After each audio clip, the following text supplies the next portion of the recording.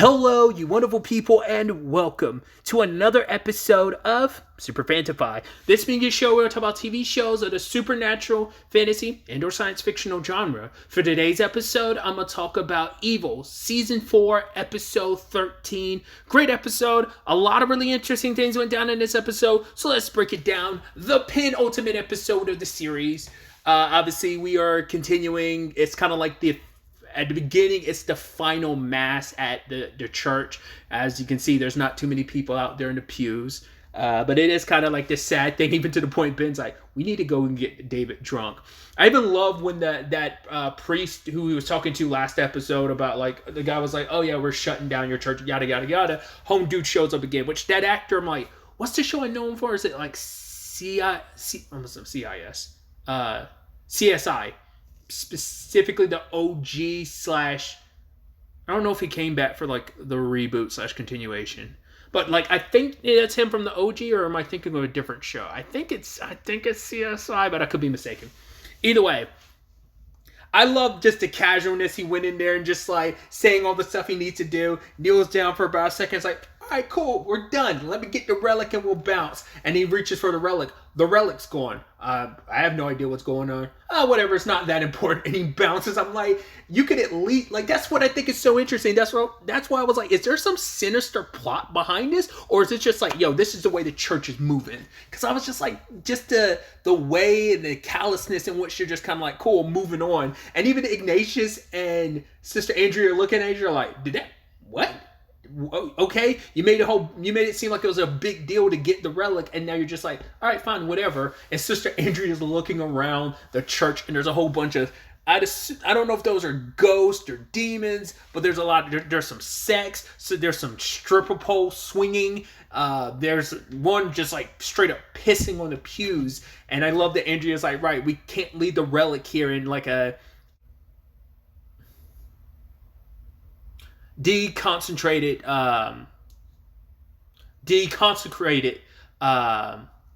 church. So she's on a mission to find it. But that whole scene just kind of made me think of like the sex ghost in Doom Patrol. If you've seen Doom Patrol, it just kind of gave me that same energy. Like I said, especially with like two of them banging it out on the in the pews. But yeah. So let's kind of follow that storyline, which I love that she's in the middle of the night because she checked the records, banging into a wall, and Father Ignatius is there being like, wait, what? What are you doing? She's like, right, you help me, quicker you get back to bed. So he tries to reach for it. He gets bitten by something. He's thinking it's a rat. Turns out it's actually a demon, which they later revisit that. And at first, when we saw the red coming out, I was like, is that Lou? And the way...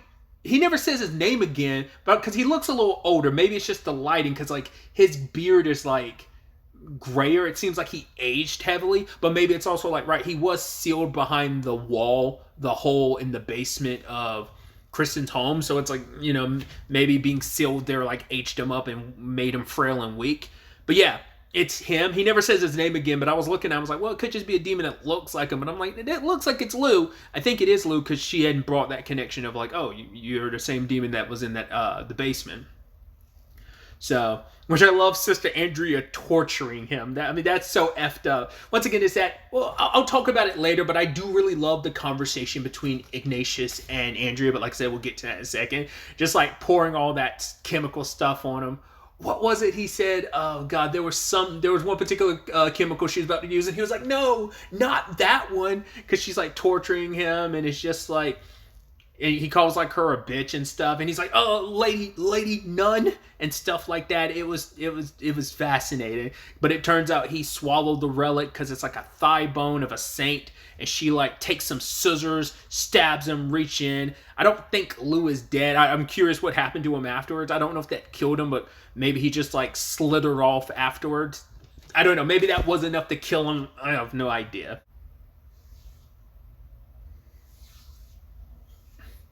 I just love when Sister Andrea does what she does. She's so gangster sometimes. And the sad thing is, to everyone else, she's just going to look like she's crazy. But like, we as the audience see what she sees, but you're also like, well, we could be feeding into her delusion. But I'm like, nah, I think what she sees is real. Just like all the stuff David's seen is real. So that's always the thing of, I'm never quite sure if David just thinks she's crazy, because he's like, well, he's seen some stuff too. And it's like, she's always believed you.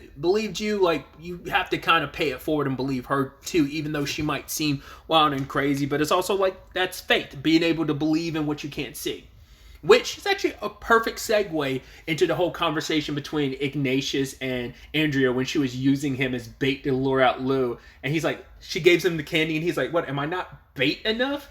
But yeah, they had this really interesting conversation where he's like, you see demons and devils? And she's like, yes. And he's like, have you ever seen God? And she's like, no. And he's like, what does that make you like? And he's kind of made it perfectly clear he's kind of had his waning faith in the grand scheme of things, and he's had his doubts.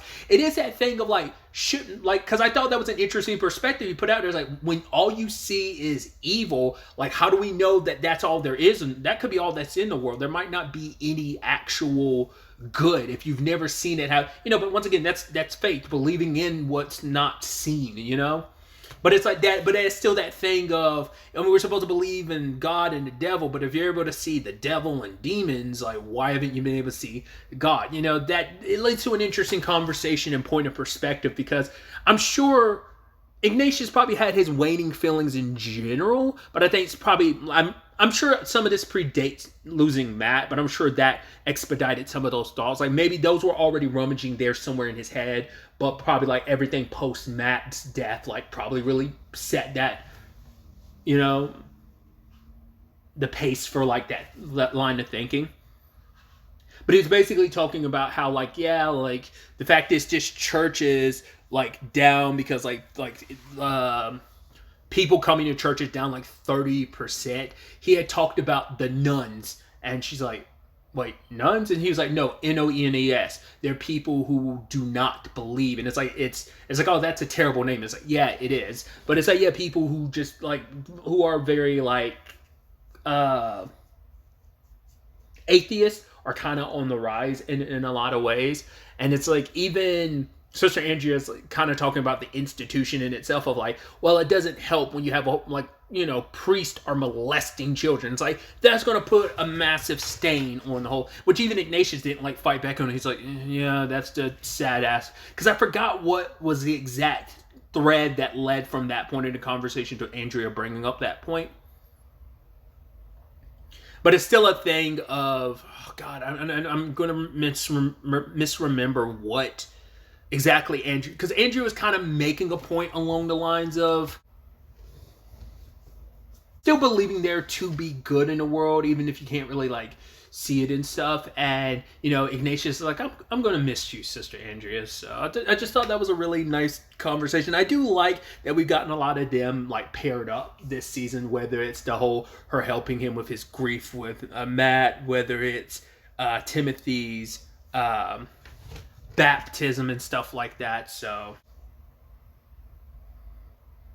but even that point in the but also once again, going back to the whole point of Andrea being a badass, is her attacking that guy who was Taupin's like assistant or secretary. Like, she noticed like the seams in the back of his neck, and it's like, okay, so you're a demon in disguise. And she attacked him, and he had like a staple gun. She had a knife and sliced up his face.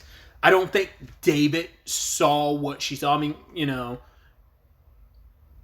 we do see that his face later on is kind of patched up, because he staple gunned his face earlier, like at one point, and then later on you see him and it's like completely repaired. So I don't know if he got like I don't know if that just like magically repairs itself over time, or do they have a specific person who like do they get some new flesh that they like have implanted there and seamlessly sewn into the human suit that they wear, or does it just naturally heal over time if they're?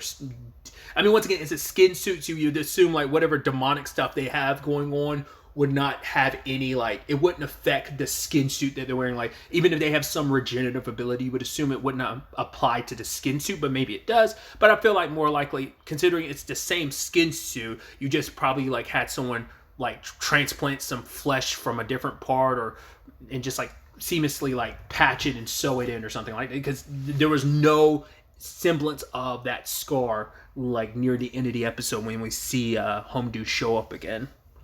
Which is all, talking about this secretary dude, it ties into the main, I guess, A-plot of this episode, and that involves Taupin, who is this Stephen Hawking parallel, because he's not supposed to be like the Stephen Hawking of this universe. They reference Stephen Hawking, obviously it's real world, so they're like, Stephen Hawking exists, he's supposed to be the next Stephen Hawking. But this is actually their last case, which the church kind of like pushed them for, because they had a whole bunch of files, as we saw last episode, but the church ended up grabbing all of those. And it's like, I forgot, what was it that it's like the Vatican had nothing to do with the church getting shut down, as well as the assessment program. That was all the archdiocese decision. So was kind of a point Home Dude was making, who like gave them this particular job. It's like, all right, they want to bring this guy on to kind of like a science council for the church, which is such an interesting thing, considering like I always feel like those sides of things, science and religion bump heads so much. But once again, like I feel like that crossover lane between like someone who might be religious who also believes in science, I always feel like that's a rarity. But maybe that's my misconception, because I'm not well versed in the science world and where a lot of science people lay when it comes to religion. I always under the assumption, maybe I assume like a lot of like pretty like heavy scientist people are, atheists. That's a major assumption on my part, and a massive, massive unwarranted generalization on my part. But I've just, in my head, I've always treated like the science and religion as always being butting heads, and that overlap in the Venn diagram of, someone who is a science person who also is religious. I feel like that pool is very small, but it's maybe a lot larger than I give it credit for. So just them bringing him on, I thought was so interesting, because I was like, they had the reasonings and stuff like that, sure, but I still feel like, you can always benefit from a very smart, intelligent person, so why not utilize it when that person exists in this world? So they went to investigate him, and, Ben is obviously all about this. He finds the guy fascinating, but it also turns out Taupin's kind of an asshole, because he talks about Kristen in a very inappropriate manner, even asking for her measurements. But one of the people, like his five, what were they, like his prodigies or something like that, or just some students that worked under him, which I think speaks volumes. The one female was the one that was like, the one female person amongst the five was kind of like, yeah, he's kind of an asshole. He's, it's like he kind of got wrapped up in the celebrity of it all, and he just kind of like, even saying like, yeah, how many times has he been to Epstein Island, which is so interesting because we bring up the Stephen Hawking of it all. I'm not trying to say anything. There was just a whole thing of, oh, Stephen Hawking win, and now they're also bringing up like Stephen Hawking exists in this, and it's like, how many times has Taupin been to Epstein's Island? So there's just a lot there. I love that Kristen is the only one who keeps bringing up the point. The guy's a sexist, like, asshole, but, like, none of that matters, because the only thing they're there to access, because it's like, you can be an asshole and that's fine. You can even be, like, some very, like, horny, disgusting dude, but as long as you're like not like really hurting anybody, their main concern is he can be an asshole just as long as he's not a demonic asshole, so that's Kristen kept bringing up that point over and over again. One of her last lines in the episode is just kind of like, oh, he's an asshole, and the priest dude was like, okay, thank you for your assessment, and because we end up finding out like he has had strange behavior. Not only what he did with Kristen, who knows how much of that was just him. There's also the situation where he called Ben up and he was weird and saying like, oh, he's been possessed. They don't believe it's demonic possession in the end of the day. It is purely he had a chip implanted in his head that basically allows him to speak, and is just, rather than finding other means of communication, he likes this particular chip in his head because it opens up his mind. And it's like, yes, stuff, like basically it awakened his brain. You know, it's a stimulus in that regard. And he's like, oh, look what I'm able to do in a couple hours. And that when I die, I will be able to go to like the cloud, a virtual heaven. This cloud, I will basically live on forever. And because of that, it will make heaven in itself obsolete. And Ben's an atheist and stuff like that, but he was just kind of had no interest in it. He was just kind of like, huh, and just bounced. And it's just because, like, right, the guy is dying and he accepts it because it's like, at the end of the day, the work I'm able to do is so important. My mind being open to all of this, the possibilities of my brain being able to tap into stuff I've never been able to tap into and discover so much about, you know, physics and just all this stuff.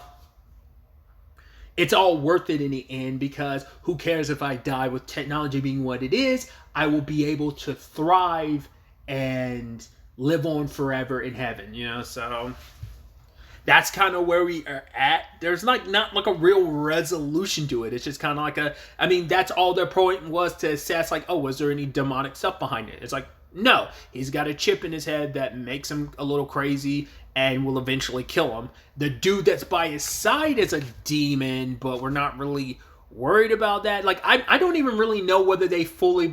I mean, they even said David and Ben were coming from the perspective of leave it up to church to decide whether they accept him or not. So I guess that's where it is. We gave our assessment. They have to decide whether or not they're going to accept him or not. That's really all there is to it, I suppose. I also love that in this episode, Ben brought up Kristen and David's doppelganger. And Kristen's kind of like, oh, you looked him up, which is funny considering she looked up at hers and David's, but she doesn't want, probably too embarrassed to admit that she already did that. So both David and Kristen are hearing about their doppelgangers, even though Kristen already knew about both of their doppelgangers. And they hear about Ben's circumstance, which everyone does check on their respective doppelgangers because it is still that conversation about the life they lead, especially when they are kind of like swaying in the wind with everything going on, and now it's just all these other people who are just kind of steadfast in their lives and they seem to be happy and having fun, and it's like kind of almost like the paths your lives could have taken. You know, it's almost like, oh, this is a what if situation of, well, what if my life was just on a different path, and this you could almost live vicariously through this person who looks exactly like you. I know that Ben's sister had asked, I think it might have been last episode, she asked about his circumstances, but I guess he never explained it in between episodes because now she's confronting him because she sees the tinfoil on the bed because I guess he wasn't expecting his sister over, so he left it on the bed, and she ends up taking off his hat and sees the tinfoil. He's like, it helps with the migraines, and she's saying like, well, there's actual doctors who can like, because the gold ions and stuff, there's people who can actually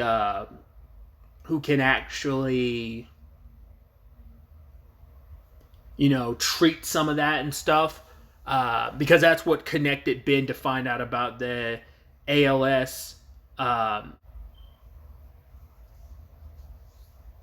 situation that Taupin had going on. But then they found out like the real root of it all is not just like the gold ion treatments he's getting, but also the chip situation in his brain. I guess when it comes to this Ben situation, it seems like this is the resolution we're kind of going to be left with, because there has been no like it's like, is he just gonna have to wear the tinfoil for the rest of his life or whatever? Because I'm like, I mean, even though he had it on with everything that was going on with what's his face with Taupin, the Jin situation came about because I was it last episode about the doppelgangers. I thought there was going to be a Ben connection, and then Ben talking about the guy like having weird behavior and kind of losing himself, like which Ben was kind of doing that, which he hasn't done since the tinfoil hat stuff has been a part of his life. So there's these two episodes back to back, which seem like they could end up being parallels to Ben's circumstances, but they end up being something else entirely, because last episode was a doppelganger thing and this was chip in a brain situation. So I guess the word I should be using is implant rather than just saying chip in a brain, because it's just like, because I'm shortening microchip to chip, and it should just be like just implant, because that just sounds better, because it sounds weird when I'm just like chip in the brain. It sounds like you're just putting a potato chip in your brain, but you know, that's I digress. That's my ramblings. Either way, Another angle to this episode involved David not necessarily interacting with the entity, but what was it? The Vatican security. The head dude, was it Giovanni? I was like, why does that actor look so familiar? I was like, what do I know him from? I was like, was it American Gods? He had a bit part in season 3. I don't remember if that's the same dude. I believe it's the same actor because like the actor, I'm like, I've seen him and stuff. If that's the same actor I'm thinking of that was also in American Gods season 3, I was like, I forgot who he was. He had some correlation and connection to Odin. It's been a while since I've seen like American Gods in general, but specifically season 3. I don't know. I don't know if that was the same actor, but either way, they basically bring in a Vatican human lie detector to find out, because they think like, oh, like, are you a traitor amongst us? And they're asking David all these questions, trying to find out where his loyalty stands. It's like, what's the last time you saw Leland? 2 months. Well, oh, that seems like a lie. It's like, do you mean remote viewing? Then 16 days. And it's like, what about the map of the 60? It's like, I know who they are. I did not steal it. I did make a copy. It's like, would Kristen have given one to Leland? No. It's like, would you lie for Kristen? David hesitated for a bit and eventually answered, yeah, that he would. That's the only last question we got, so we don't know where the rest of the questions lie. I don't know if that's supposed to imply, like, the Vatican security is keeping a closer eye on Kristen. I don't know what to fully make of it.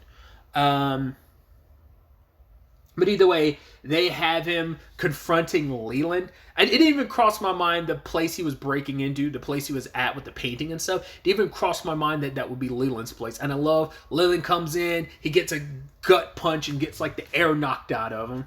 And David just, I don't know, something menacing about David just being like, hey there, Leland, and just sit down and wants to talk to him about like the painting, because the painting's supposed to be kind of like some maybe hidden coded message about where the 60 are and like where they're going to be staying and their locations and stuff.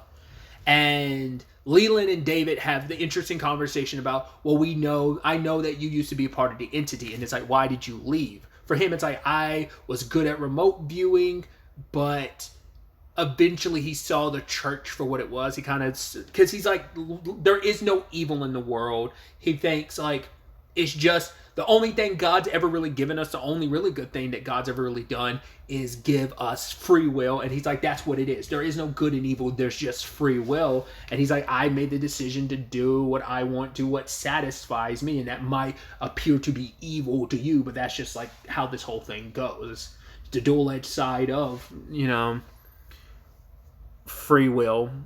And it's just, but in Leland's mind, it's a situation of, the church is just as bad as the opposition, so why not put myself in a position where I work with the opposition, because at least then I can do what personally satisfies me and not have to live under the hypocrisy that is the church, because they do a lot of shady shit as an organization. So it's kind of like, what's the difference? It's kind of like a, once again, there's you can make you have free will, so you can make your choice on what you want to do and who you want to represent.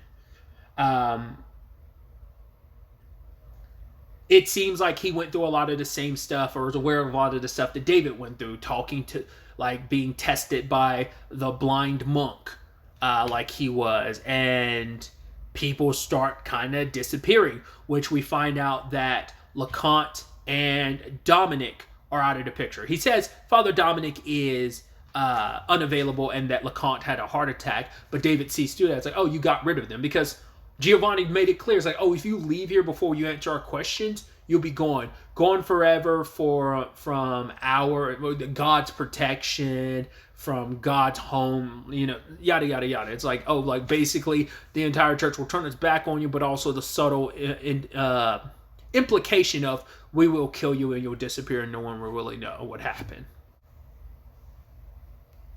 There was also this interesting conversation about, because David remote viewed and went inside of Leland. Now it's kind of a yin yang situation. A little bit of my corruption went inside of you, a little bit of your virtue went inside of me. So we see Leland later on watching a dog video that's super adorable and cute. And he's just crying, and he's like, what the hell is wrong with me? So he starts turning to like a street fighting compilation. And even David's starting to wonder, like, maybe some of Leland's stuff is inside of me, because he has been a little off for a while. I mean, but that was all, like, he's been off for a while, and that was prior to any exchanging of that yin yang of it all between David and Leland. Also, David found out, well, after cloning Leland's phone, that his new position has been chosen, and he's going to be working Vatican security, so he's moving to Rome. He figured as much, that he would be kind of screwed over, because he's like, I pissed off a lot of high-ranking people, so I'm most likely going to end up in Alaska or something. It's like, well, it's not Alaska, but it's still Rome. Like, you're going to be, like, it's not like you're not even in a church in New York. You're around the world, which when Ben handled that news a lot better than Kristen did, because Kristen was like, wait, what? Rome? And it was actually really heartbreaking seeing how hurt she was. She was trying to be like, no, I'm fine. She's like, how long before you have to leave? She's like, 4 days. She's like, 4 days? That's not fair. And he's like, I'm sorry. She's like, there's nothing to be sorry about. We're colleagues. That's fine. And it's like, that's sad. I was like, oh, Kristen. And she's reading this book at the end of the episode called Surviving Separation, which I was like, oh, especially where her life is, and like David's always been this bright spot in her life forever, but especially in the dark part right now with everything going on of my life's a little bit in a tailspin, raising 4 kids on my own, 5 including the kids she had with Leland, which is like, that's a whole thing, but it doesn't change how she's treated Timothy. You also add in, once again, her mom dying. So there's that. There's a whole situation with Andy, which I brought it up last episode. I was like, man, we are not redeeming Andy. We're not going to be like, oh, there's something. It's like, nope, Andy's just an asshole that left, and, karma's karma, and, hopefully it bites him in the ass. I guess that's all there is to it.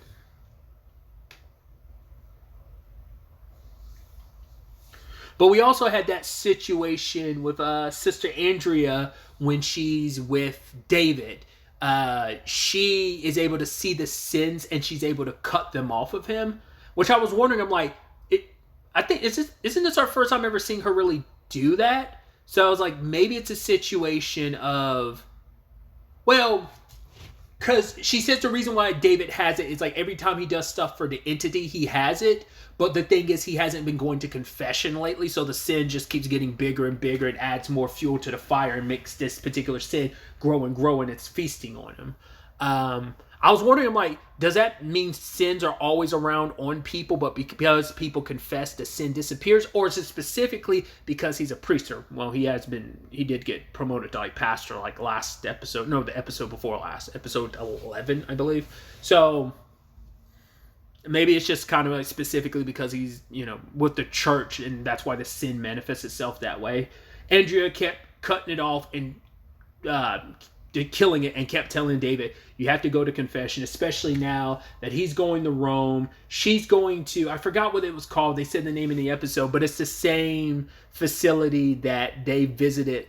I want to say that was season 2, the facility where you have to like be quiet. It's the place where they had to be quiet, and Kristen made a friend there, and even David was like, oh, you're gonna like well, actually no, the place is not great to us sisters. And she's kind of like, because they're forcing her to retire is what, like, that's where she's kind of getting relocated to. So, but she's like, right, because David's like, I don't know how I'm gonna do this without you. She's like, I don't know how you're gonna do it either. But it's still the thing of, make sure you confess, look out for yourself, because sadly I won't be there to back you up, because David's always been able to rely on her guidance for such a long time now. So kind of not having her around anymore as they, shut down, like this is their last time at the church, saying their goodbyes. So as it's winding down to the end, the next episode is the series finale. And it's going to be interesting to see what the actual story is, because I'd assume because this was technically their last case that it won't revolve around a case. Like maybe it was just going to be like, no, just pure story of where everyone is.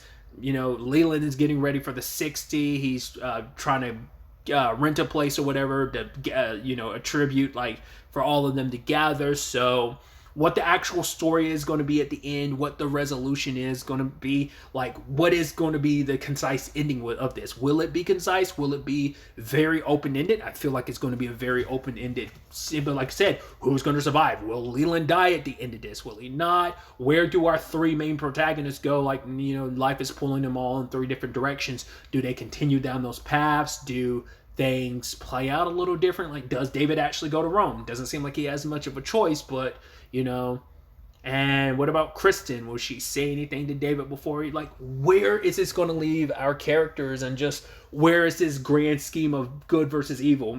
Once again, I'm sure it's going to end with a good versus evil will always be this eternal battle. This is one set of battles, but it's like there will always be countless ones till infinity and beyond. So we'll ultimately have to wait to see where the series finale takes us and how evil ultimately comes to an end, which is an ironic statement to say considering what I just said, but evil of the show coming to an end. So, but really that's all I want to talk about. Until the next time we meet, be happy, be safe, live life to the fullest, and enjoy it. Good day and goodbye.